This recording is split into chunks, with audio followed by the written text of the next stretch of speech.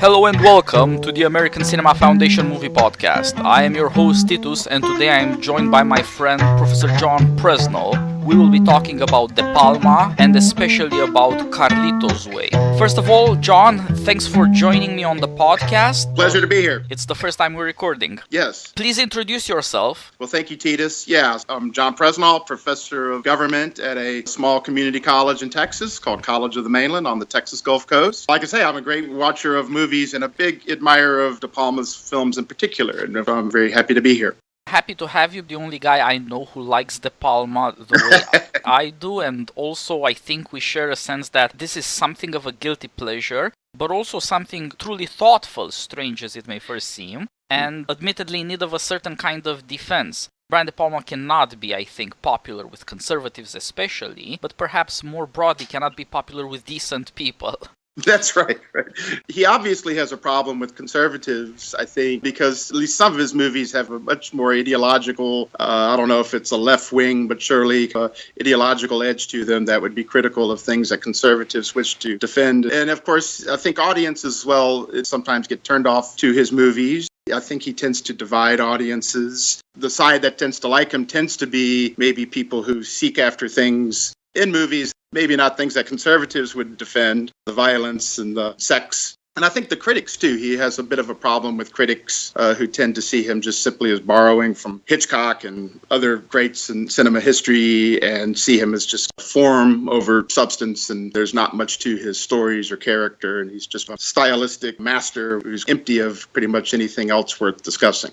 Yeah, so we're in a bit of a sweet spot here. Our conservative friends cannot follow us into liking something so indecent, but on the other hand, our liberal friends don't care to reflect on the moral implications of the fascination with and the inquiry into indecent stuff. De Palma is too aware and makes you too aware of the fact that not even movie making and movie watching is an innocent enterprise. He makes you too aware of the fact that our social conventions do part of their work by hiding ugly things that we should be thoughtful about in order to be seriously moral, not just in a complacent or expedient way. And at the risk of losing all of our audience, we're going to have to defend this guy because he's a very thoughtful movie maker, and whatever his politics, what his movies show about America is quite thoughtful, and I don't think ultimately it's un-American, much less anti-American. It has some kind of strained, pained relation to America, but it is an embrace of the strangeness of America itself.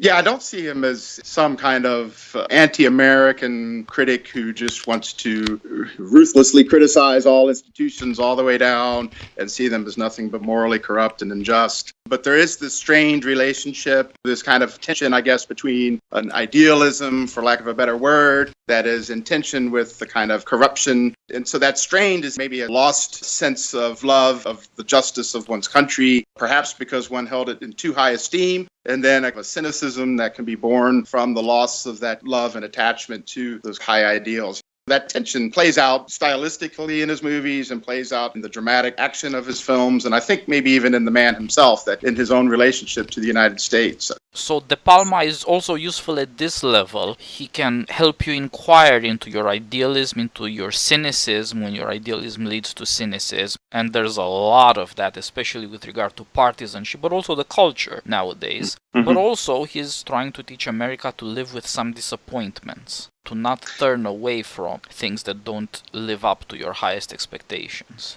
I think so. The encounter with cynicism and a failure of what it was that one was attached to in the highest sense leads him but to an attempt to see if one can deal with living with these tensions. I think most of his films end on a somber, dour tone, if not even tragic note. It's hard to think of a happy ending in most De Palma films, how one carries that on outside of the film. Maybe he's just trying to point out that we need to encounter a sense of this kind of mourning without then reacting in a way that thinks that everything needs to be radically transformed. If he can carry you as an audience to the end of the movie, you will have a sobering experience. And I think that's just needful.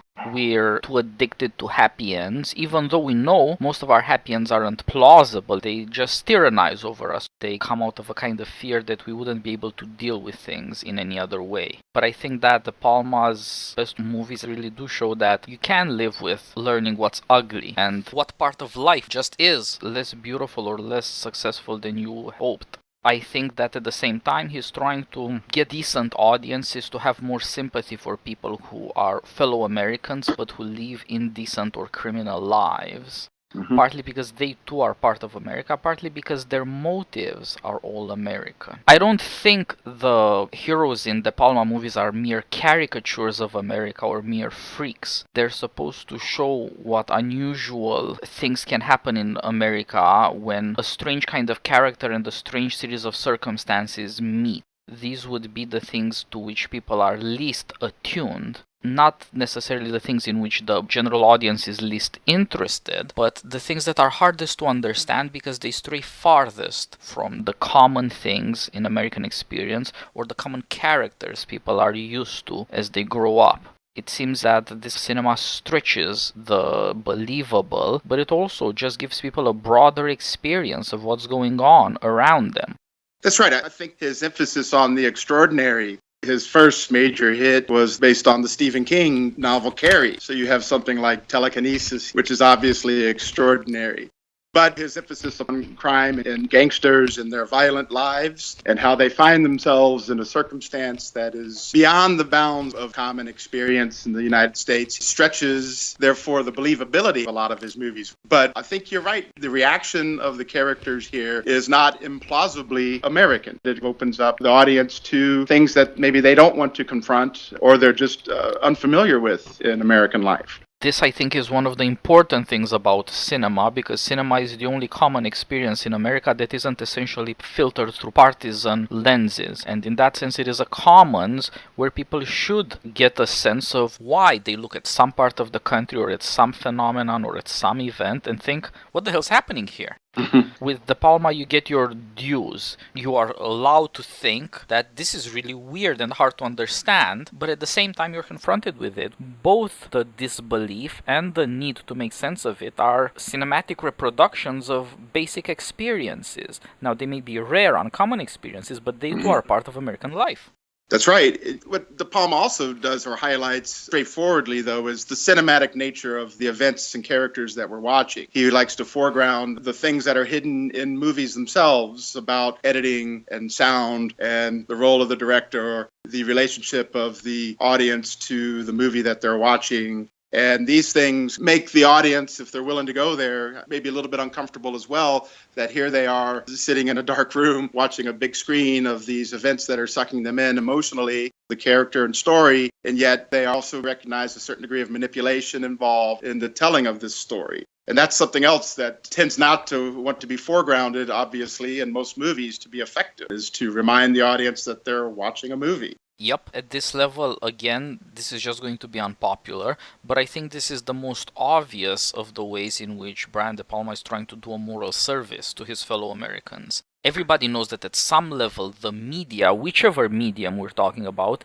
can be manipulative. And he's trying to show people that and to get them comfortable with the thought and to try to find out where would this lead, what might the problem here be, instead of just being manipulated, which would turn storytelling into a kind of wish fulfillment at the personal level and a kind of propaganda at the social level. He's trying to stay away from that. That's right. He's not even an enemy of genre. He just wants to be thoughtful about it and to make it explicit for the benefit of his audience. It, in a sense, levels the playing field.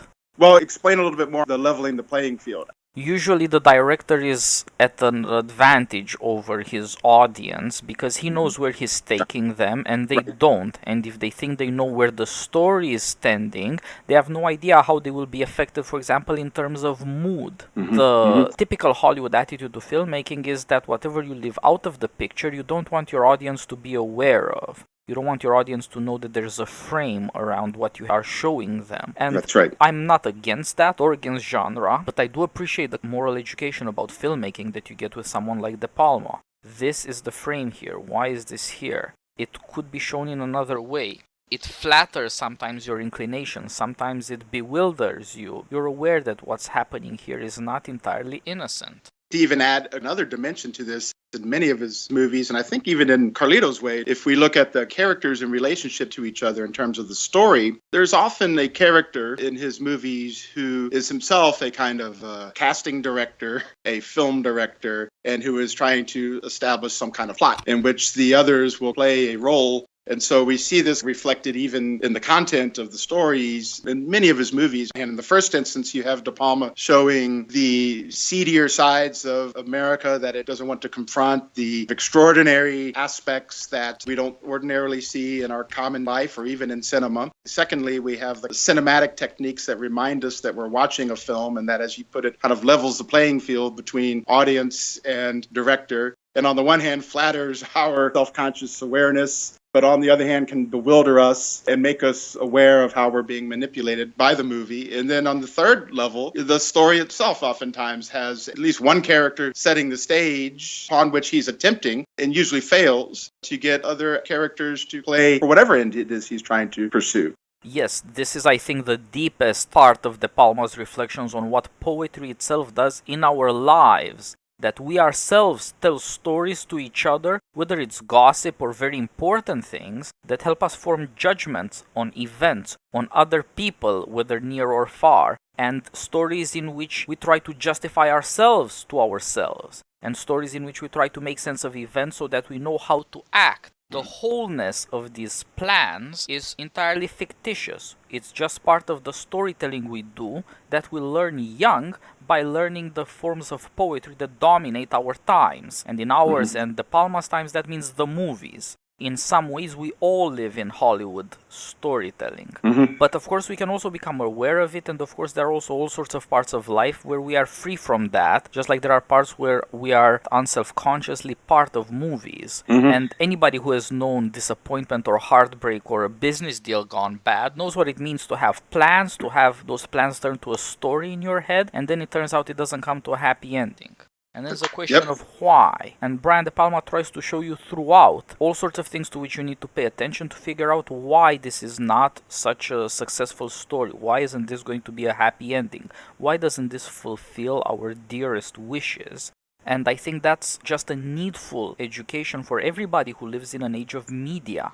Yes, it is. Just to be able to come to recognize one's own ambitions and what one thinks is important with regard to your own life. In the story you tell yourself, how much is that story itself just unconsciously or semi-consciously playing out forms that we've learned from watching cinema, from our own poetry, but then trying to create some degree of distance.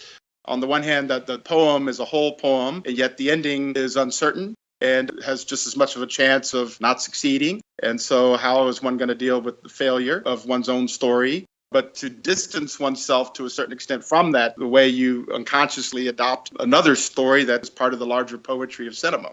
There's just a lot going for Brian De Palma when you think about what he's trying to do. All of this, of course, depends on looking at his movies and trying to discern his intention by thinking that he's an American trying to reflect on his times and his society, and that the various devices he creates, the various stories he chooses to tell, and the way he tells them have a moral intention ultimately. And that's what we're trying to do here.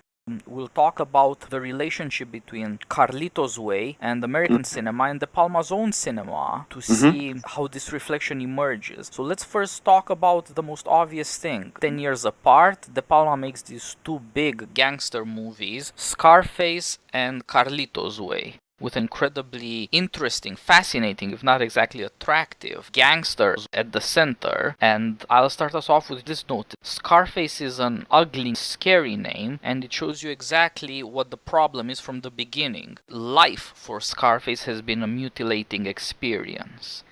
Whereas in the other case, Carlito's Way makes us wonder, is this the way of a gangster, or is there another way that's being discussed here? This dovetails nicely with the difference between the two characters. Scarface is not given to reflection, and he doesn't seem to have much of an interiority. As you noted, the ugliness of Scarface, just the very title itself, is different than Carlito's Way, where there is an attempt to aspire to the beautiful, some sense of paradise. a theme that carries over that's also in Scarface. But in Scarface, we have our character, Tony Montana. He gets out of detention, finds his first job working in a food truck called Paradise. And then, as you mentioned, there's no reflection there. He relentlessly pursues his ambitions. In Carlito's way, he is moving towards something that points beyond and causes him to be self-reflective.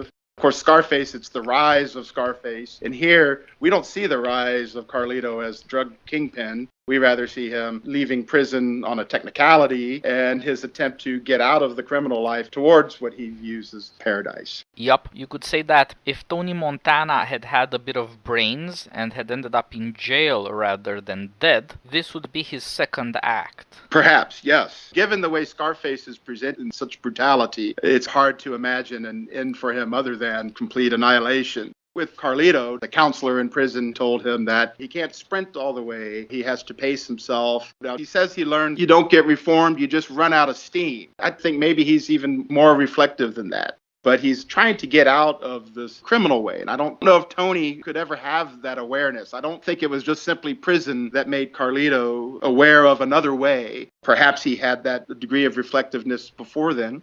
On the other hand, how much has Carlito left behind his criminal ways despite his claims of being reformed is something also to consider. Yeah, so unlike Scarface, he is not only self-reflective, he's very ambiguous.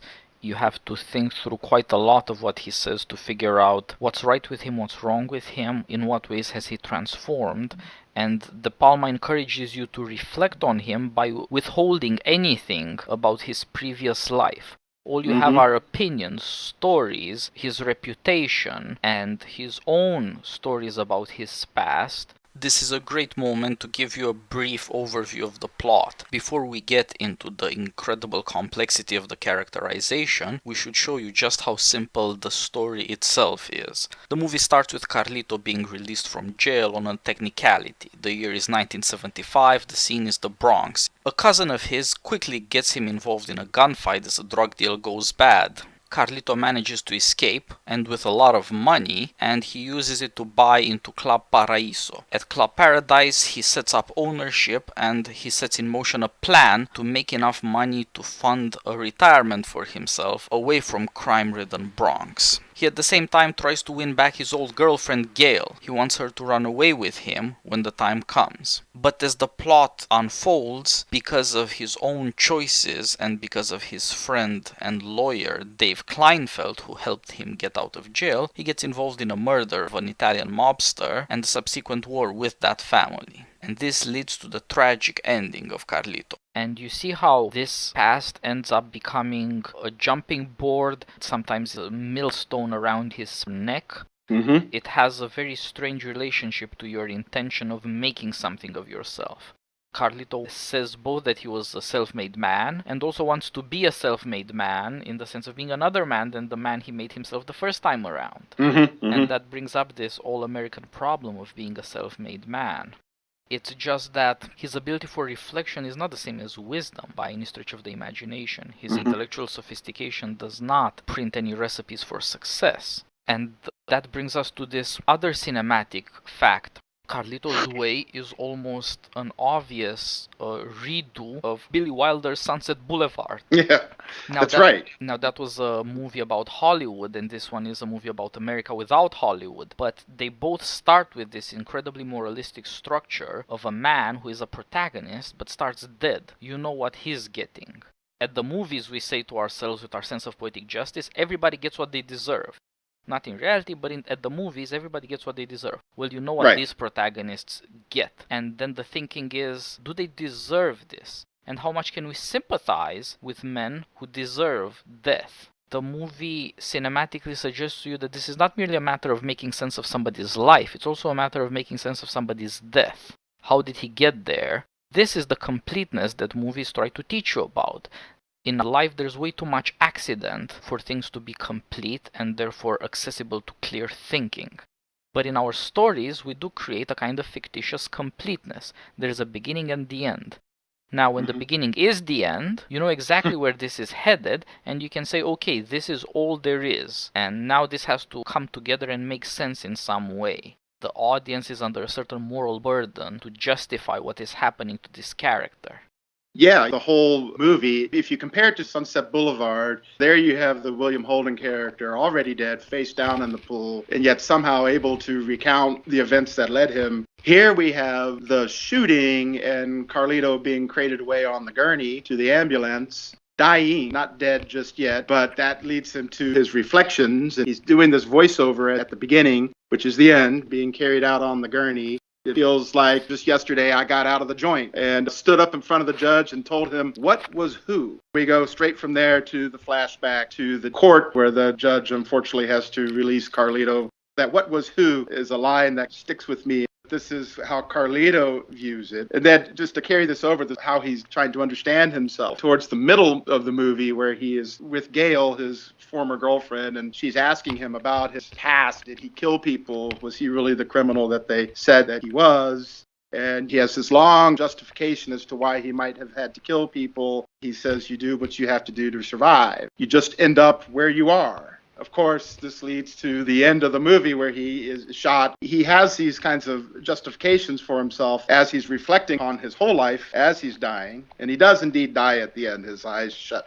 As he's being carried out on the gurney, of course, he's looking at this travel poster for somewhere in the Caribbean, an orangish hue with a sunset on a palm-covered beach. It says, "Return to Paradise." And as he's looking at that, the movie becomes a moving picture, a screen where he's watching his girlfriend, Gail, and their now-born son dancing on the beach. So he's not even a part of that wholeness that he sees for himself. To make a comparison to Scarface, that poster, if you look at its composition and its colors, and you watch Scarface, Tony Montana's boss has an office with a wallpaper on it that has the same paradise motif. And so there, by way of contrast, Tony Montana and Scarface, as he's rising up, sees that beach and connects it to Frank, who Tony wishes to supplant to become the drug kingpin. Here with Carlito at the end, that view becomes something outside of the story, outside of something that he can be involved in. That's a great mention of the interesting details of the beginning and the ending. Now, Al Pacino does his Carlito role with a strange accent that may just be what Puerto Ricans sounded like in the 70s when the movie is set, but he never makes mistakes of idiom. Saying he told the judge...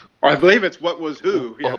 Is probably significant. You're right about his justifications. He tends in opposite directions. Sometimes he says that he is a creature of his circumstances. You do what you gotta do. The story he tells Gail is about how he was set upon. Things just turned out that way. If there was any ill will, it was on the part of other people who forced him into violence.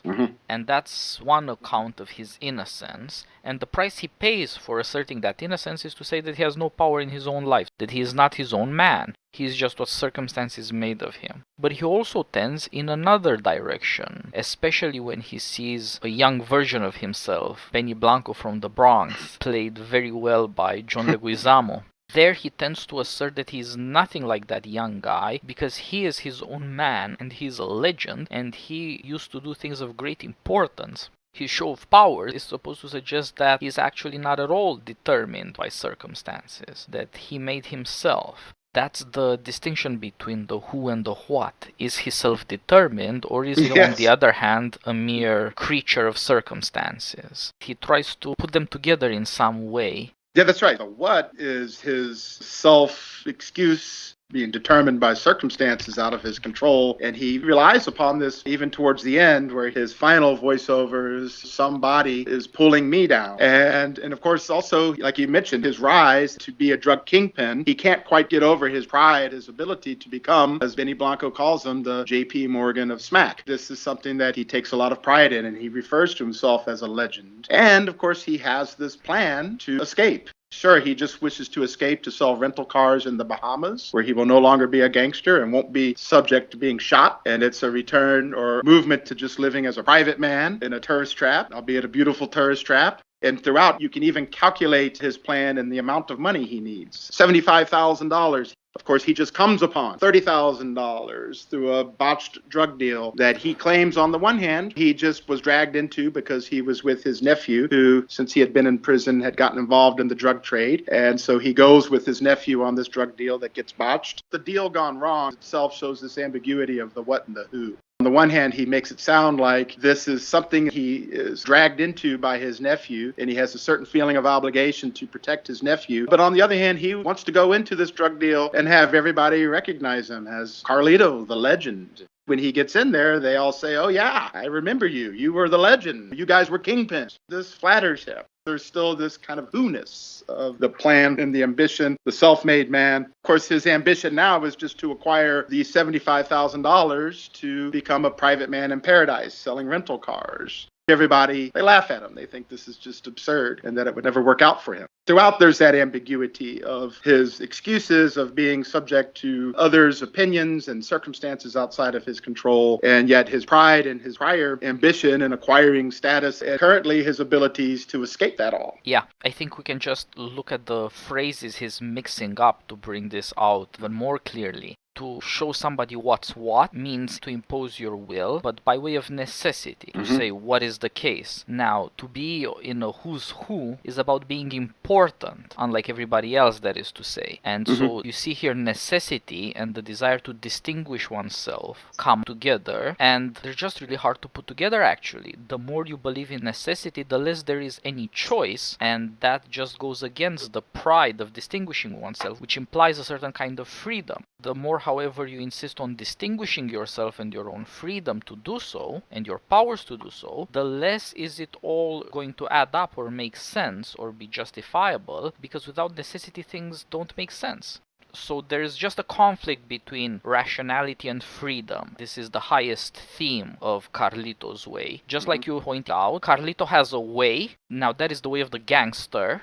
And it's important to see what a great guy this is. He has a way. Most of us don't have a way. That's right. The way of Carlito names a way of life. Now, he himself looks up to somebody beyond him, so to speak. Like so many gangsters, he wants to be respectable. He dresses well and is flattered by being compared to J.P. Morgan, the great financier, who was many things, by the way, but not a robber baron. He was a blue blood, if anything. And of course, his name still stands on institutions. You can see the kind of ambition that's tied up with respectability in the case of somebody like Carlito. But nevertheless, it's not the way of J.P. Morgan, it's Carlito's way.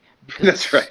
Because it's so much manlier. And of course he wants to put his name on his way, if at all possible, because his manliness is constitutive to who he is. But on the other hand, there is this other matter, that Carlito also has a dream. He dreams of paradise. The thing you mentioned about the ending, the sign that so ironically says return to paradise to a child brought up in hell. The only young men we see are murderers and murdered. But return to paradise, I believe, is supposed to suggest that we all have this in ourselves, a beatific vision, if you want to put it that way. And of course his dream turns out to be deferred to his child. Maybe his child will live in paradise. The father cannot escape his sins, but maybe the child could benefit by those sins without having to pay for them. I believe at the end he only gets about 50,000 of his needed 75,000, but he gives them to Gail and he speaks of his child as perhaps a new and improved Carlito. You're right. I think there is something pointing towards this idea of paradise within us all that he sees he cannot enter into. Yup, and he has this great joke in his concluding monologue when he talks about his child. He talks about himself as the last of the Mohicans. He's not a Mohican, he's a Puerto Rican, but the movie was out and I guess the book is famous, and it also has to do with the end of a way of life and a certain kind of nobility that's super violent, so you can kind of see the connection. But he also says, maybe not, maybe the child will carry on something about him, not his way of life, hopefully. There you see what's wrong with Carlito. His way, the way of the gangster, and his dream, paradise, just do not match up. Now he wants to say that the way is a way to the dream, that the relation there is between the means and the end that those means are supposed to secure. And the Palma shows you that they don't match up. Both the way and the dream are present in the man Carlito, but they are not present in the world, both of them. One of them is a reality he can never quite size up properly. He ends up being swallowed by his reputation.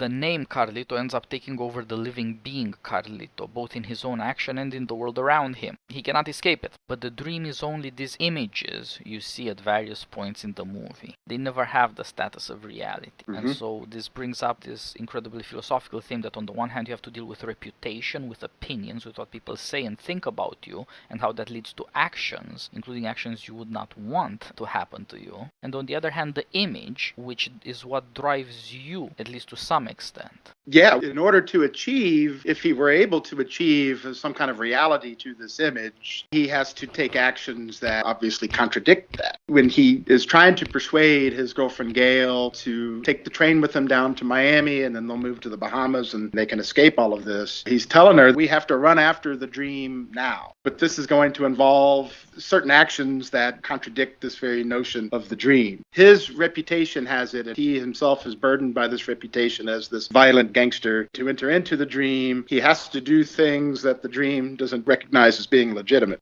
That, of course, is also a great theme of political philosophy. Do evil actions bring about happiness? Is there any association for a common good that doesn't have a violent beginning? These things are worked through because at some level, Carlito has to confront his own past and his own failed empire as a kingpin, as you put it, as the J.P. Morgan of smack. He had the ambitions. He wasn't just beating people up, killing or selling drugs or trying to get ahead in life. That is the part that he's most silent about. That is the part about himself that he now conceals. He's still flattered. He still wants at some level to be thought of as that man and to be respected for it. He wants to be a living legend, not understanding that legends by their nature have to be dead. Yeah, right. You know, if you look back to his past and how he became Carlito, and we think of all the violence that the gangster had to do to achieve his status, when he sees Benny Blanco from the Bronx and he says, "That's not me. That never was me." So he wants to deny those lower aspects, but he sees a code. So his attachment to his lawyer, Davy Kleinfeld, to assist him in a jam, the lawyer did some criminal action, and now Carlito feels obligated to him. That's part of his code. Davy is his friend, and that's who he is, and so he has to help out. So this has a certain honor among thieves, as opposed to just simply brutality.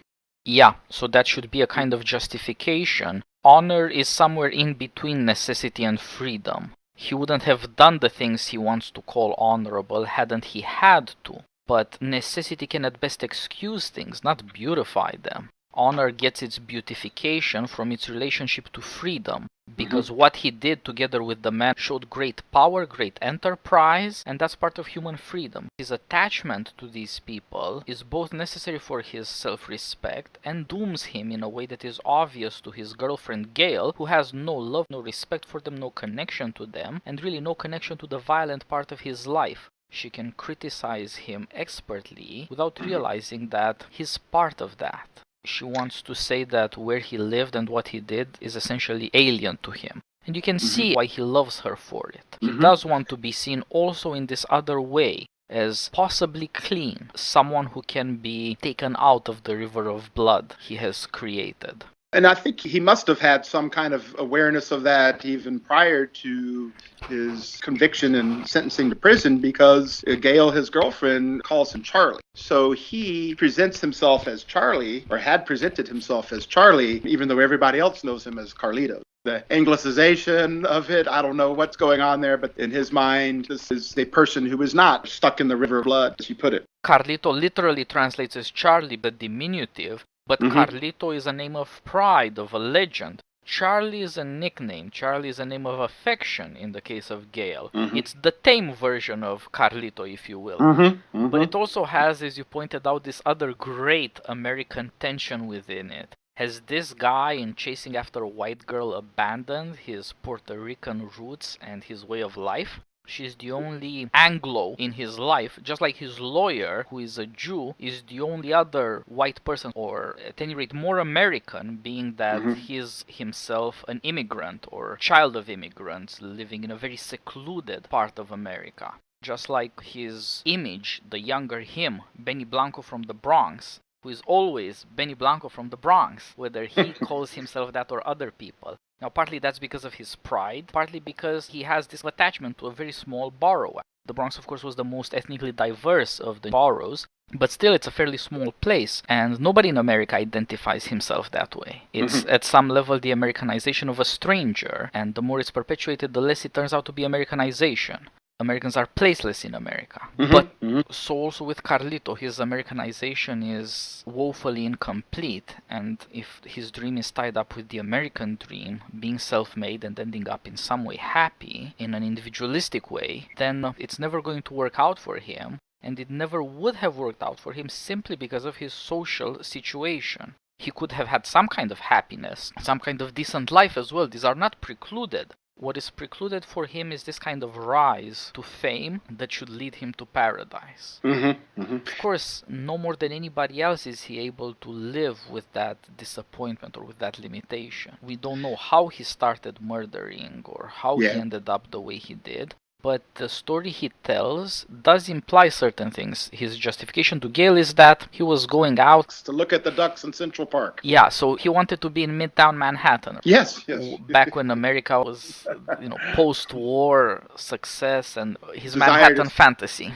To seek a certain kind of Manhattan respectability. So Carlito was on his way to Manhattan, where people can have fun in the park. It's all innocent, but it's all well-heeled. But somebody stopped him, another gang. He passed on their turf. You see, there's somebody getting in the way. There's somebody he has to get past or get over. And that's where the violence started. He doesn't give the details, except that he learned two things. First of all, you have to be careful about these dangers. And second of all, you have to be a killer. He used to carry a knife around, as all young men do, but then he decided to stop bringing a knife to a gunfight. And that means that on his way to Manhattan and respectability and pleasure, what he learned was that you gotta kill people, you gotta get bloody. You have to be armed. The focus of his mind shifted from the purpose he wanted to achieve to the obstacles getting in the way or the means he would need to deal with those obstacles. And that's what is definitive of Carlito's way. There's some kind of desire for individual happiness, freedom. He was not with a gang of his own. He was not with his fellow Puerto Ricans. He was alone. It was individualistic happiness that he was looking for. That was the American dream for him. And instead he turned to this other variety of individualism. A manliness of heroic violence. And this is not entirely loneliness, because he does have a strict friendship with Dave Kleinfeld, the lawyer. Yes. And the first time we see them together in court, Dave gets him out of jail, and Carlito makes a speech on his own that hides that Dave was in any way tied up with this. He wants to be left out of jail because it's the right thing to do. He's basically giving his mocking version of MLK's I Have a Dream speech there. That's right. That's right. And he's dressed to the nines. He wants to put on the most beautiful view of himself and to deny that he needs anybody, basically. But in fact, it's the lawyer who got him out on a technicality, as the judge very matter-of-factly tells you. And that shows you that even in that relationship, Carlito's insistence on his own nobility blinds him and is part of his attempt to blind others to the real means that secure his way of life. And at the end, when Kleinfeld goes insane in imitation of Carlito and Scarface and so forth, he says this. He is angry with Carlito because Carlito is always talking about honor and friendship and the code, whereas in fact none of that ever helped him in his time of need. It was a lawyer who took every dirty trick he could think of and used it to get him out of jail in 5 rather than 30 years. That's right. And so Carlito is just not able to acknowledge the very necessities that he spent all his life dealing with on the way to this ever-deferred dream of paradise, whether it's Bahamas or Central Park in Manhattan. Yeah, so if you think of Central Park, the individual at peace, pursuing ordinary pleasures, individualistic, typical middle class understanding, and in a way he wants to see himself as the one who can acquire it on his own, which blinds him to the role of others to help him get to where he is. And that offends his sense of his honor, his respectability, his own manliness, his own strength, his own intelligence. Yep, Carlito is not ungrateful or contemptuous toward his friend Dave. As soon as he gets out of jail, they go out to a party, drinking, into the small hours of the morning. Next to the two of them, you see these girls they've taken out, who are of no importance to them, they're just girls. young, pretty, dressed in a flamboyant manner, but the two men utterly ignored them. Mm-hmm. They only care about each other because of their long deferred reunion. And that suggests he does have a potential for friendship, and that his speaking about honor is not calculated, and it's not entirely self-deluded either. Yeah, at least there is a sense of gratitude and affection for Davy and respect. And yet, as the story progresses, we find out that in the 5 years that Carlito's been gone, David has been involved in activities that have pushed him over the line from simply being a lawyer into the gangster world himself. And Carlito, I'm not so sure he's aware of that. I don't think it's delusion on his part, because I think prior to that, there obviously was a sense of friendship. That's one of the things at the beginning where De Palma surely is signaling that there is a problem here, because when they have the two girls, they're at the nightclub celebrating after Carlito's release. Carlito and David Kleinfeld, they're out on the dance floor dancing, and we have kind of a perfect split screen. Carlito on one side dancing with one of the girls, and David on the other side dancing with one of the girls, and yet they're kind of opposed to each other or at odds. And in this scene at the nightclub, that's when we first hear of Carlito's plan. That he's out of the criminal business, and David, his friend, laughs at him. Although he doesn't tell him don't do it either. He just doesn't think it's going to happen. But I think Carlito does have a capacity to, or a desire to have a kind of friendship with David. And there is a kind of a respect and love there. Yep. And as you pointed out, there is from the beginning a tension here between who they are at work. That requires a division of labor. One's the gangster, the other's the lawyer. They help each other out and they prosper together, ostensibly on two different sides of the law, but actually they're just as criminal. One of them is just cannier and the other one is just manlier. And so long as they need each other, it's not exactly a matter of who's superior. But of course, if Carlito wants to get out of the game, he doesn't need Dave anymore, and Dave doesn't have a client anymore. Then their friendship would really be tested, and indeed Dave can't even conceive of that and doesn't care about it at all. Well, and that's, David is dependent on Carlito, because I think it was his representation of Carlito that led him to future clients, the Taglialucci family in particular, that gets him into trouble. So other criminal organizations or individuals turn to Kleinfeld as their representation as well. Yup, Carlito does mention that he brought great business to Dave. And of course, wherever there is a matter of mutual advantage that turns out not to be entirely so mutual, there's a question about how real the friendship is. Would it endure if it were not mutually beneficial? The other thing, however, is a question about man love. In that scene, when they party together, Carlito says, if you were a broad, I'd marry you. Yes.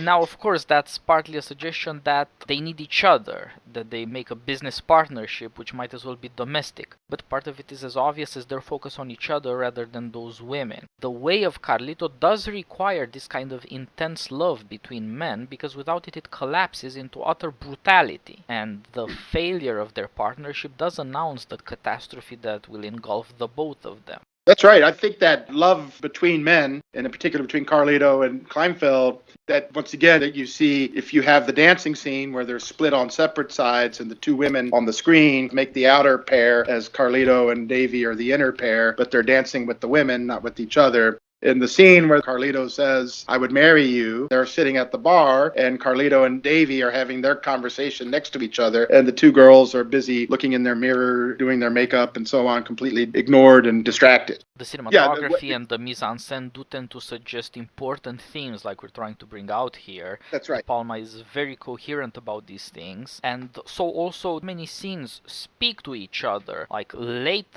in the movie, before the ultimate catastrophe, Carlito and Dave and their respective girls, who are now turning into a kind of bourgeois double date, go to the Copacabana, which is a great club, hard to get in, very exclusive, but also it's a double date. Carlito, throughout the story, has encouraged Dave to go with this girl who works at his club, Steph. Now they're double dating. He is with Gail finally. For the first time he dances with her, which he had been dreaming about from the beginning. Dave is also there with Steph, and that should mean that they're friends, and although they have moved from this kind of exclusive attachment to each other, they've reached a more stable and happier partnership. But that turns out to be a catastrophe because for erotic reasons, what has happened in between is that an erotic catastrophe has unfolded in the center of the movie that De Palma orchestrates expertly, and maybe we'll get to talk about it a bit later.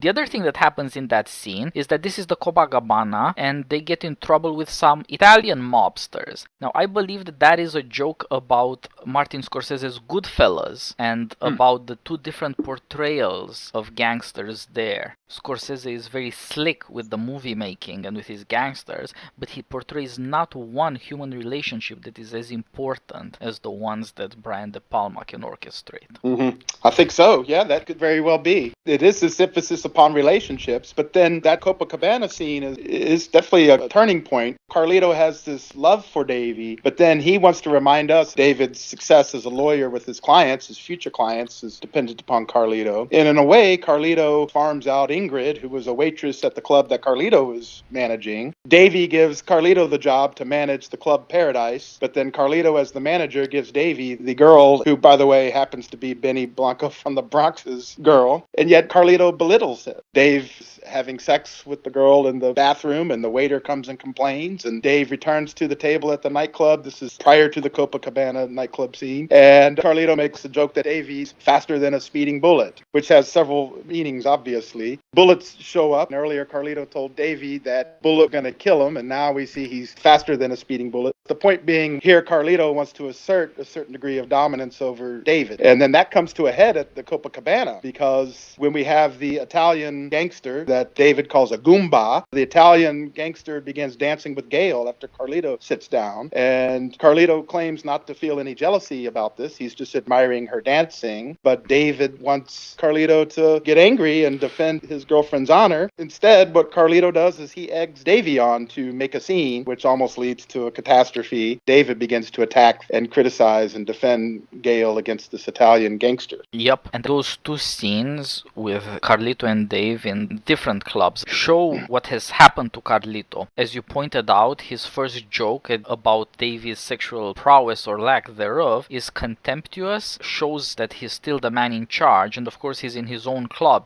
But something else has changed in between. Dave doesn't answer at this point, whereas later at the Copacabana, Dave keeps saying angrier and more disrespectful things of Carlito. He's no longer playing second fiddle. And on the other hand, Carlito changes his humor. He sarcastically tells Dave to pick a fight with the Italian mobsters, which he never intended or never saw coming. But that sort of humor is unmanly. Carlito was a guy who let you know what he thought of you and told you what to do as well. He has changed in between, just like he's not man enough to dance with Gail except for one dance. He's not man enough to keep this guy under control either. His mortality is catching up with him. Yes. Rather than directly confront the Italian mobster, he indirectly fuels David's anger and rage at mobsters in general, his clients who think that they can tell David Kleinfeld what to do. So Carlito stokes that indirection as a way to even satisfy his own jealousy of Gail dancing with the mobster is unmanly. He tells us that he's sitting the dance out because he's old and he's tired. Yup, that's the other problem with Carlito, that he's running on fairly limited resources that he's not aware of. His claim about being in control, as we've shown both in relationship to his friend and in relationship to the girl whom he promises that they're getting out, is really unfounded. He hasn't thought through the means necessary to achieve his stated end. The more he makes promises to both of them, the more he gets into trouble. But there is a third element here, who Carlito is as a ruler. He turns out to be betrayed by his men. He turns out to know that if he gets into a fight with some young, angry, tough guy like Benny Blanco from the Bronx, he should have the man killed. Like Teddy Roosevelt, he knows that peace with insult is a very bad policy. You should talk softly and carry a big stick. Like Machiavelli, he knows very well that you should either caress your enemies or exterminate them, but nothing in between will do. And yet he has grown soft, he has grown human, he doesn't want to be a murderer anymore. That's a pivotal scene. When he lets Benny Blanco from the Bronx go, obviously it's Benny that shoots him at the beginning, at the end. And of course, Pachanga, his right-hand man from back in the barrio, back in the earlier days, who's now working as his right-hand man at his club he's managing. Pachanga, I think, changes his opinion about Carlito. He sees that Carlito has gone soft. And we find out later that Pachanga has been betraying Carlito as he's starting to work with Benny Blanco. Yup, that shows the actual basis of the rule by which Carlito is both in charge of the club and of his men, and also removed from them above. It is merely fear that gets in the way of equality. And when it turns out that they're not afraid of him anymore because he has stopped terrorizing them, his form of rule collapses without him even noticing it or without them bringing notice. It just disappears. And his last scene in his club is him running around trying to save his life and trying to get his money. His kingdom has gone to hell. His paradise is now supposed to become his tomb. And on the other hand, the meaning of the legend is coming back to bite him. Carlito is both feared and, because he is so fearful, someone to imitate. Benny Blanco from the Bronx got his ideas, like so many other people, maybe Carlito's cousin who dies in the beginning, from watching Carlito. Not everybody who looks at him wants to obey, and all the ones who obey only obey conditionally. Many of them want to get something out of him, and a few of them want to imitate and therefore to replace him. And in this way his legend is going to get him killed just because of what it is. Yeah, that's connected to his getting softer. But then that, of course, contradicts his whole dream. So he's conflicted. How can he get out without being, as you pointed, either exterminate or caress? He does not seem to want to do either. Yep, he's not happy enough in his private life to be reasonable, and he is not committed to abandoning private life enough to be fully unreasonable. He knows that he's doing wrong, even as he does it with Benny Blanco from the Bronx. It is his erotic frustration. He doesn't have Gail, whereas his friend David now does have a girl. That's what gets him to deny to Benny Blanco his own girl, who is now Davy's girl. In not having her, he cannot be calm and reasonable as he tries to be later when he does have her at the Copacabana, where he diffuses a conflict with the mobster instead of stirring it on like he had done before. He cannot be gentle enough, he cannot be brutal enough either. He is caught, as it were, between Davy and Gale, and that's a recipe for tragedy. Yes, it is. There's, of course, the pivotal scene with Gale where he recognizes the dilemma and decides that, though, he has to go with David to help him break out Tony T from the prison barge, much to Gale's consternation. And, of course, she claims then it's all broken off, it's over. Of course, we find out later that she's pregnant with Carlito's child. At that point, he's going to go, but, of course, he doesn't know that rather than just simply break out Tony T, Davy, to save his own skin, is going to kill Tony T and Tony T's son because he had already stolen $1 million from these guys. Yep. Unlike Gale, Carlito is blind to who his friend really is because he desperately needs to believe that honor works out, even when it manifestly doesn't. He just cannot live with himself on any other basis, and there's no living with himself on that basis because he too will be betrayed and dragged into a catastrophe, whether he likes it or not.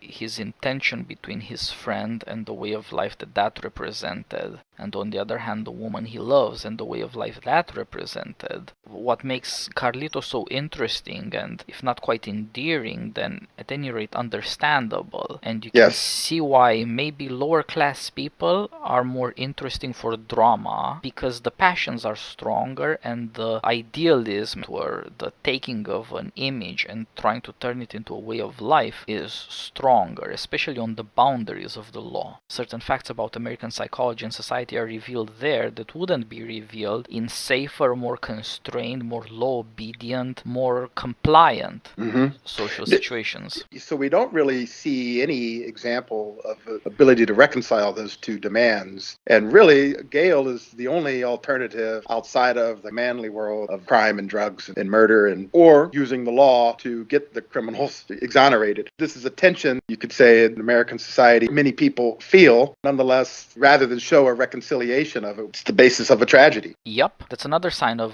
De Palma's greatness as a director. He too has figured out that in our modern, democratic, liberal, rights-based, sort of Christian society, we do not tolerate tragedies anymore. The only man who gets a tragedy, therefore, must be a villain. And he uses this to bring out the interesting things in human beings who would otherwise be completely neglected, because they don't fit the usual story that gets a happy ending. Yeah, tragedy can't be shown in the man who has found a family and or a career that can be connected to protecting and living within the context of a family, which is largely going to be private life, but also ordinary and boring. Yep, just like ordinary can feel boring and constraining, it also intellectually and morally places important burdens on storytelling. America will not tolerate that in a way that we can see in the news every day and on the lips of everyone. Anybody dying in any situation in America is a tragedy. That's right. Or anybody in middle-class America, at least. Or a bus accident is a tragedy. Yeah. That shows you with what kinds of fears people live and why they are in certain ways electrified, fascinated by these kinds of fearless characters. So if you want to see how tragedy could work in a middle-class situation, we go back to what you mentioned before, Brian De Palma's Carrie. Horror is going to do it. If you want to see the problem of evil, of sin coming up, if you want to see that suburban life is not simply paradise, well, then you're going to have to go way beyond tragedy to get even some attention, to get a rise out of people. You're going to have to do horror. That's right. You have to show that there's something other than just what on the surface. You always have to point towards something extraordinary. Exactly. Because at least the surface of bourgeois life excludes that possibility for evil in the case of horror, or any kind of a tragic tension between ways, Carlito's ways, that we see manifested in this movie. And of course, this is not a criticism of the bourgeoisie. No. Carlito at some point is supposed to teach you that middle-class life is preferable, that if you want to become a legend, what you're really asking for is a tragic ending. That's right. It's a kind of temptation, at least for the young and passionate, but it's not ultimately sound. And it's absolutely not going to be conducive for the good that a bourgeois life provides. In fact, it's antithetical to it. There's a real tension there that I'm not sure De Palma thinks can be reconciled, and rather just something that has to be lived through in a way. Yep. Maybe trying to give each its due in some way, but having to be endured. Yeah, to a large extent, it seems like De Palma's cinema is about saying there are still dark passions in the soul. There is still evil in the world, but if we are to confront it in any way that's not a horror, we had better try and learn about it in unusual circumstances. They're close enough to us so that we understand and are interested. They're far enough from us so that we don't feel threatened or indicted. Yeah, the criminal underworld. It lives out the passions of America. That's an important complement to the America that is visible, public, official. If you do the comparison with Scarface, too, the fascination that the audience has had over the years with Scarface compared to Carlito's way, which, while it does have some acclaim, Scarface, especially in gangster rap, just took on a life of its own as a fantasy world that shows that attraction because our lives are so boring or mundane, or can appear to be that way, at least when confronted with those kinds of tragic choices. So there is that attraction. And I guess that maybe that explains the self-reflectiveness of Carlito's way and the drawing much more to the center, this tragic tension between becoming a legend and yet seeking to be a private man living in a family. That just doesn't exist in Scarface. Yeah, you could think of Carlito's way as an improved version, a more reflective version, but indeed you lose some of the fame. This has always been a problem with tragedy. The tragic poet tries to warn you against doing crazy things that seem right, tries to warn you against the kind of people who take one principle and run with it beyond any human limits. But inevitably, tragic heroes are admired and in crazy ways imitated. They do set up trends and fashions. People still like Romeo and Juliet, who are crazy kids. Yes. Oh, yeah. And you can't take it out of people. Why do suburban kids listen to gangster rap? There's right. nothing in their lives that speaks to their passions. Right. Well, exactly. And that passion is obviously very powerful, the draw that gangster rap has, or at least had in the past, to suburban middle-class kids. Of course, the problem here is that official America doesn't want to recognize these passions, and maybe you could try to medicate it out of the kids or do some counseling as though it's a sickness in a boy to get angry and feisty. It's part of who he is. It couldn't be otherwise. But at the same time, this also puts a great burden on the shoulders of people like De Palma. You'll make yourself hated if you talk about these things. Yes, for sure. And he's always in need of rehabilitation, but it's worthwhile because he's so thoughtful about how these passions play out in ways that we can recognize and think through without feeling ourselves under attack morally or psychologically. That's right. If you go back to what we were discussing at the beginning, I don't think there is this extreme anti-Americanism, including even of a kind of a middle class or bourgeois way of life, of a middle class respectability in the context of family and certain kind of career and ordinary citizenship. It's hard, at least from De Palma's point of view, to draw out these themes of tragedy or of evil by presenting them, so he doesn't present those. But I don't get the sense that he thinks that these things in themselves are not worthy of living and that they don't provide, they do, I think he thinks, provide certain kinds of goods. Yeah, they're certainly part of a recognizable and American experience, and that comes with a certain kind of interest and dignity. So this, I think, can bring us to the most disrespectable part of the movie, what Carlito's Way has to say about eroticism. I'll introduce this with one thing that we've been silent on so far. Carlito doesn't talk about his jail life almost at all, but you do learn a couple of things. One of them is that he never never ratted out Former criminal, associates, yes. and he never talked to Gale the 5 years he was in jail. He wanted to be cut off from the world because he could no longer be himself. He cannot tolerate other people getting to see him in that state. He doesn't want to be a caged animal. He says he just got in shape. That's a nice way of saying that he was a lot of angry and there was a lot of pain. Getting out of jail, he's trapped in this situation where he wants to put everything behind him, he wants another life, but at the same time he wants to pretend that nothing has changed, that those 5 years can be simply cancelled. And this brings us to the discussion of eroticism. The one true thing in his life is his love for Gale, and he, in searching her out, says you want someone to recognize your face. You want to see somebody who saw you as before. Yes, he wants all of this not to have happened, but in a specific way in his relationship with Gale, because he is seized by the beautiful. He is a great spectator of beauty. He is not actually as acquisitive or as obsessed with consuming or taking over as he might seem as a gangster. You mentioned the great scene when he looks at Gale. Sure. Well, he is looking at Gale from the rooftop. He knows that Gale had this dream to be a dancer, and he somehow knows that she is taking ballet lessons in some studio in New York, and rather than go and introduce himself, he climbs on the roof and views her from afar as she's practicing some ballet dance. So he's viewing her, and this is a very beautiful scene. As opposed to him trying to control it, he is just taken in by his vision he had in his mind of Gale in the 5 years he was in prison. Yeah, so this is the first time he sees her in the movie, and he's at his most pathetic with the trash can lid for an umbrella. It's not exactly that he's innocent, but it does seem that for a moment what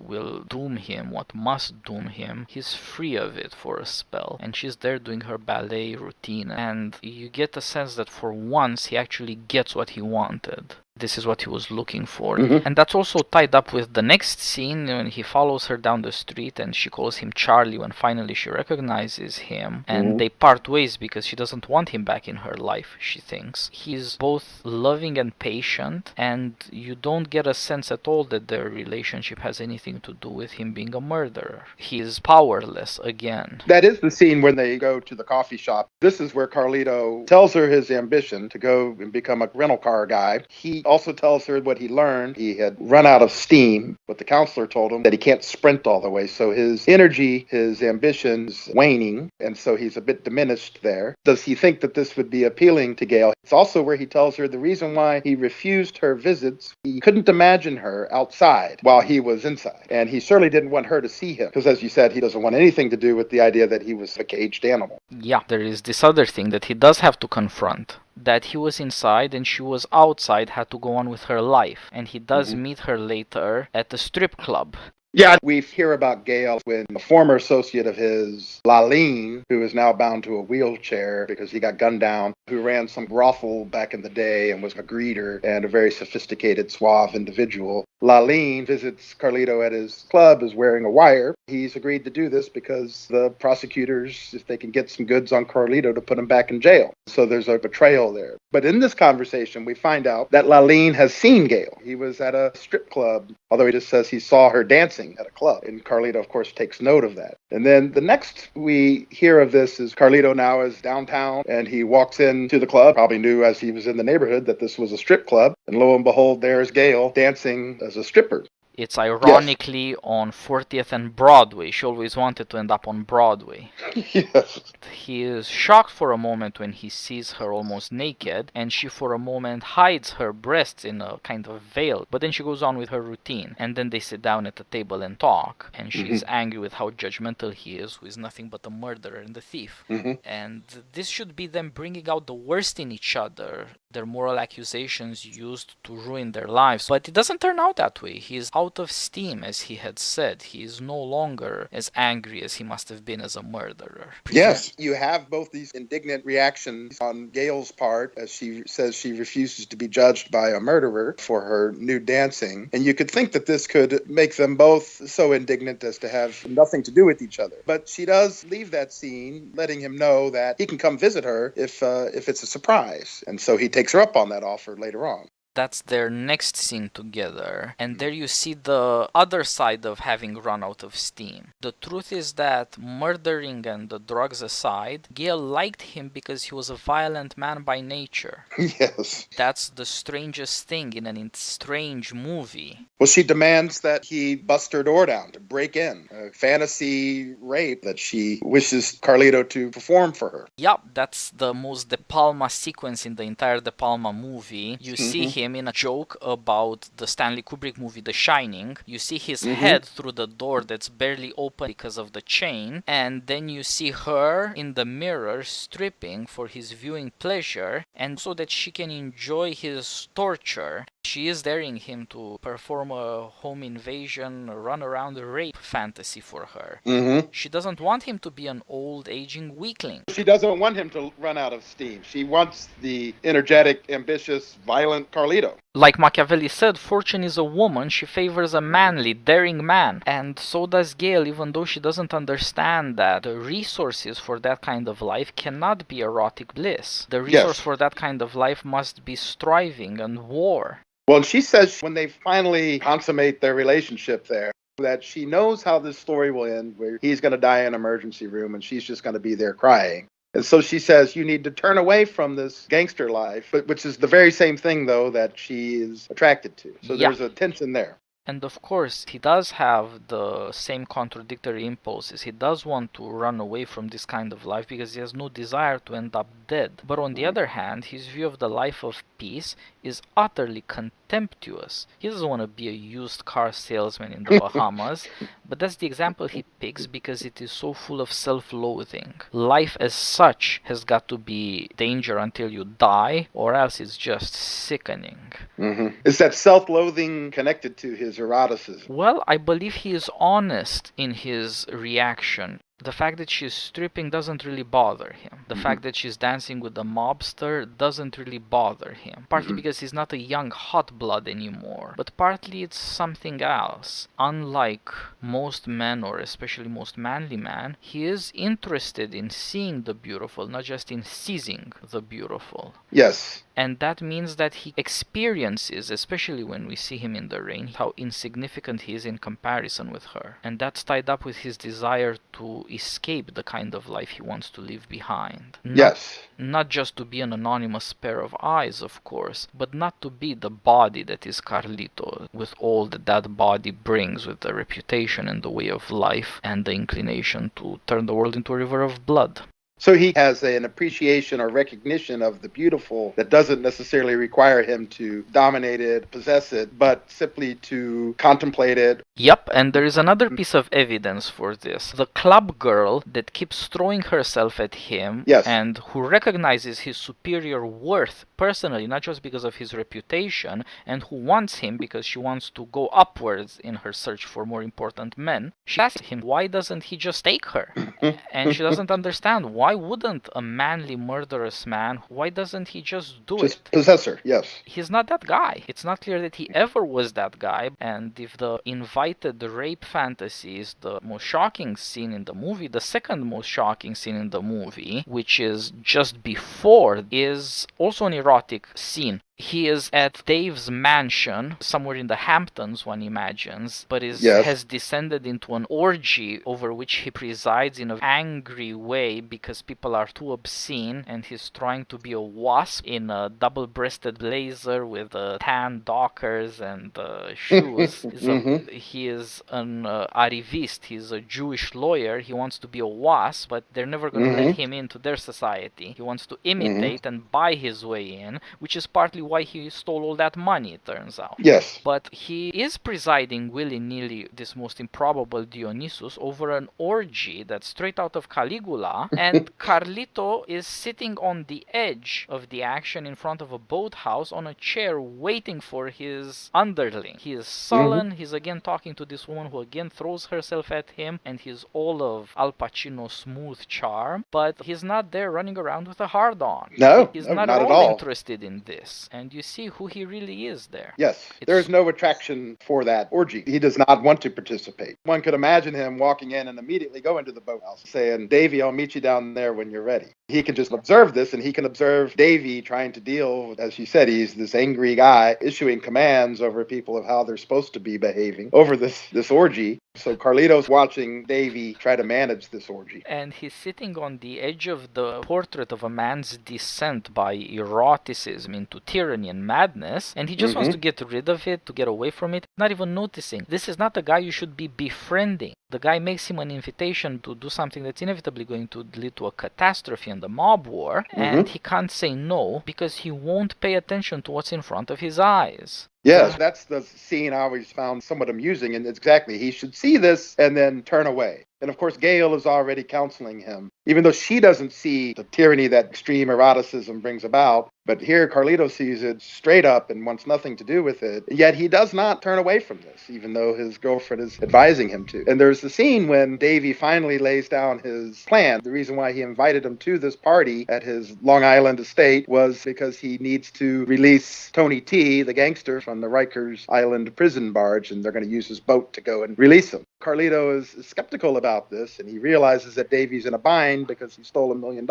and Davy keeps pressuring him. He says, are you in? Are you in this deal? But he also is spelling out the letter, are you in? Run away. And Carlito doesn't see that. He rather agrees to go ahead and participate. Oh yes, that's a great, subtle moment. You mentioned that I had not at all picked up on it. It's a really great find. You also pointed out with the sex joke, faster than a speeding bullet, it is also a case of tragic irony. The character doesn't know what he's saying, but he is saying the truth about his own fate. And I believe these are the limits of the self-awareness of Carlito. Now we can spring a kind of surprise on our audience. The orgy scene at the mansion is followed by the scene with Gail when they make love and she tries to get him out of the business. And those two are followed by the scene at the Copacabana where friend and girlfriend come into conflict and it almost is a mob disaster and it spells the end for him. It's an extraordinary sequence, subtle and understated as it is. It is unmistakable in its temporal logic. How it sets up the highest moment for Carlito when he's making love with and then dancing with Gail, and then the inevitable downfall. That is the middle of the movie. Yes, and I believe even at the end of the Copa scene, there is some allusion that Kleinfeld makes about their date the next night, which is to go and release Tony T from prison, which of course is when we really see this descent into madness of Kleinfeld, and we see he's going to take matters into his own hands by killing the kingpin of one of the Italian gangs. Yeah, that's not going to end well. The scene at the Copa also recalls the first time he goes into Club Paraíso. In his paradise, just as he's seizing control of the joint, he sees this woman dancing who looks like Gail. She's dancing by herself. That also announces what will come in the future. But you see that all of a sudden he is stopping in his tracks because he's fantasizing already. He's divided in his heart between staring at that pretty girl dancing and on the other hand doing the ugly things necessary to take control over that club. Yes. I believe you also brought this to my mind. I hadn't thought of it, that this is Brian De Palma playing with one of America's most treasured legacies, Humphrey Bogart as Rick, the bar owner in Casablanca. Well, make a parallel with this too with Scarface, because there's a Humphrey Bogart reference in both. In Scarface, of course, the Humphrey Bogart here is the gangster of his earlier movies. But here we see Carlito describe himself. He says in a voiceover, here I am playing Humphrey Bogart, managing the club. So we have Rick at Rick's place in Casablanca. And in a way, Rick is aloof to all the goings-on of Casablanca in a way in which Carlito is somewhat aloof to the goings-on in his club. But he sees himself as playing a role. In this case, as you said, one of America's most treasured roles. And yet it somehow diminishes the status that Rick has in Casablanca by a comparison with Carlito. So there's a great difference between what's respectable and what's not respectable. And so America has chosen to remember Bogart in his most beautiful light in Casablanca. Rather, as you mentioned, the other Bogart, whom Brian De Palma alludes to so astutely, 30s Bogart, crime-ridden Bogart, tough guy on the verge of insanity rather than noble sacrifice. But of course, seen properly, not even in Casablanca is Humphrey Bogart a nice guy, as you pointed out. No, he's not. He's a harsh guy all around. He's a smooth operator. He declares that he doesn't care about political affairs. That's right. And you Yes, see, yes. at least on one occasion, he lets a guy just be taken to his death from his bar. That's right. Even though he can intervene, he remains aloof. And remains aloof ultimately to Victor Laszlo and his Ingrid Bergman character, and although he does at that point act in a self-sacrificial manner. Yes. But yeah, there is, and of course with regard to the whole war effort in Casablanca, he's somewhat aloof too. So Carlito is a murderer, but on the other hand, he was not a Nazi collaborator. Yes, right. That's maybe putting things strongly, I'll admit, but De Palma is astutely pointing to the fact that Americans love a tough guy who has some redemption in him. But why do Americans love Bogart after all, and what do these guys like Scarface and maybe Carlito, who might admire that tough guy with integrity, what do they love? He gets a friendship and no love. There's no happy end for him, he's just walking off into the desert. Whereas Carlito wants a happy end of his own. He wants to get away with the girl. And maybe these people should be a bit more worried about what they're admiring when they're admiring a noble sacrificial guy or a tough guy with integrity. And maybe America should be more aware of the fact that they want to punish him, that he doesn't get a happy ending.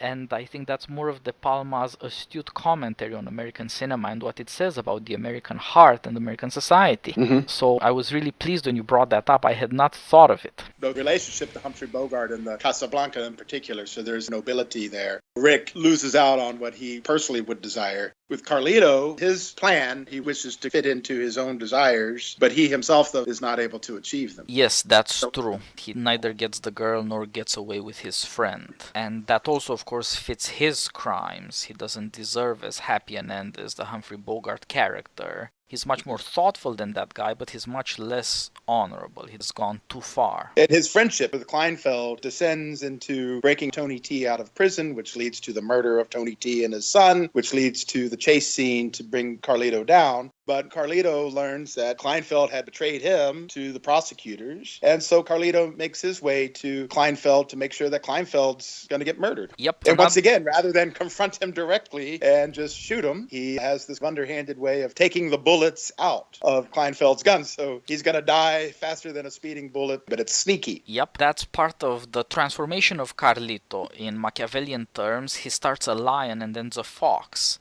And much like Machiavelli points out, a fox cannot fend off the wolves, and one of them does get him at the end. You do see how he is hounded. Now, that also shows a great resourcefulness you hadn't expected in Carlito. The final chase scenes through Union Station and on the way to Union Station, you see how cowardly and scared Carlito is. You see who he is as a private man and who he must have been as a boy before becoming a legend. But at the same time, you see he is quite resourceful. He's always thinking on his feet. He never panics. And he's remarkably successful. Yes, if it were not for his decision not to murder Benny Blanco or for his decision of taking Pachanga for granted, we would have at least seen a partial success board the train and head towards Miami with Gale. But even throughout that whole action sequence, the kind of on his toes, ad hoc, finding ways to evade his demise. It's interesting, he's like a scared rabbit running, so he is this kind of incredibly weak character, but he is incredibly resourceful and he uses a lot of methods of disguise. I believe, is it a group of nuns that he stands next to because he knows the gangsters won't attack him, and then he hides in various interesting ways. The other nice cue that De Palma gives you is he's at some point literally saved from his attackers by an interposition of sailors, I guess they are, who are hitting the town. Yep. There you have it, God and the military, America's most beloved institutions, helping this guy out. It's hilarious. And so he quite adroitly, he's able to see circumstances as they're unfolding in front of him, and it works. And then, of course, you have a gun battle. Ultimately, he does have a confrontation, but his powers of observation, which I guess we've seen throughout, here he sees the way in which this peculiar arrangement of escalators is a way to actually save himself. Yep, and two things above all are noteworthy about him. First of all, he knows how to wait. His fear leads him to make himself invisible, to conceal himself, not to run like a headless chicken. The other thing is that he will move into trouble if it gets him out of trouble, like with the escalator scene, which is also really great action cinematography. Yes. And it's interesting to think of Machiavelli. He has been observing sights. Maybe part of his theoretical or thinking or reflective life has been in part on the necessity for studying war. The gangsters chasing him, he pretty much makes a hash of their efforts to get him simply by understanding the way in which this escalator works and just drawing them into it. It's almost an ambush, and he takes them out. Yep, he is remarkably adroit for once you get a sense of why he has gotten as far as he did. And as he points out in his concluding monologue, he always knew he was going to end up in the morgue, but a lot later than a lot of people had thought. Yes. He eluded them for so long for good reasons. This is another part of the genius of De Palma's movie making. He knows how action cinema works, and he manages remarkably to splash on an action cinema ending to a movie that's almost entirely devoid of action. Right. He forces you to follow Carlito around, to worry about him, to see him fearful and resourceful, and in a certain way to identify with him emotionally so that you get the full force of his tragic ending. He's not some kind of lowlife or some kind of criminal that you're apart from. That's right. I think the dazzling cinematography there and the sequence of that action scene, to a certain extent, you could become forgetful of what's led him there, which is not admirable. And also maybe even forgetting how the movie began. So you begin to root for Carlito, even though the movie has already told us at the beginning that he's going to be shot. We don't know that it's actually the train station, the platform, that is where he's shot initially. Yes. But the cinematography diverts our attention there. He gives the audience what he thinks they deserve to face up to their conflicted feelings, their strange addiction to happy endings, and the implicit suspension of moral judgment of being interested in a character. But on the other hand, he also gives Carlito what he deserves. He comes to the inevitable ending, but he also gets to be a legend. Yeah. He goes out with a bang, not with yes. a whimper. His closing sequence is blood pumping through the veins. What more could he have hoped for? Yeah, and like you said, it seems as if his final monologue voiceover is that this was always where he figured he would end up, heading towards the morgue, just not as quick as others had thought. He deserves this ending, but that last sequence there, and then going out with a bang, at the very end being taken out by one angle that he didn't see, and he gets the last word in the voiceover. So that's like legend making. It's rare for a man to tell his story, actually. Yeah. And that itself points towards that question of paradise again, or the return to paradise, and the new and improved Carlito. Yes. I think this is a good way to wrap, John. All right. You think there was enough here? I think we've had remarkable insights here, and I'm sure we can carry the audience with us, though possibly not as expertly as De Palma does with his. Okay. And, of course, we're going to be doing more De Palma. We'll be talking about Body Double sometime soon. Yes. I look forward to that. Me too. I'm looking forward to learning even more from all the stuff you've noticed. And, of course, we're going to have to do even harder work to justify De Palma in that case. Yes, here we're really dealing with the lowest of the low of eroticism and violence and genre. So we're going to have to think hard about justifications. Yep, well, we've got some time, and I'm looking forward to it now. Sounds good. Thanks for a great conversation, and let's do this again soon. Okay, thank you, Titus. Bye. Bye-bye.